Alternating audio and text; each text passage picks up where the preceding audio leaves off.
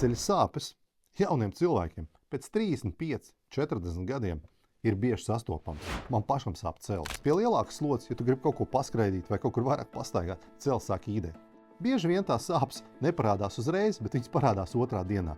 Kā maziņš ceļa piepampums, vienam lielāks, vienam mazāks. Man pašam pēc lielāka sporta 2-3 dienas celis ir jūtīgs, un sportot tu nevar. Līdz ar to tā aktivitāte samazinās.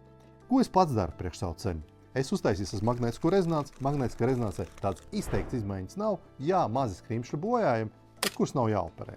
Es lietoju akupresūras ortos celim. Uzliekot viņus, jūs sākat staigāt, jūs jūtat, kad staigāšana ir vieglāka. Un man ir bijis gadījums, kad es uzlieku uz vienas kājas ortos, kur man sāp labais celis. Un kreisam celim es nelieku ortos. Es aizēju paskraidīt, un pēc tam noņemot nost, ir ļoti interesanti, ka tas labais celis, kas vienmēr sāpēs, viņš nesāp un jūtās vieglāk. Tas kreisais celis tāds pats kā pēc sportošanas. Tas ir jauns, unikāls produkts. Cilvēkiem, kuriem ceļa sāpes ir, un es zinu, ka daudziem viņas ir, nākat uz mūsu mājaslapu, skatieties produktu, zemceļa ortos, tas mans mīļākās, ar akupresūras elementiem.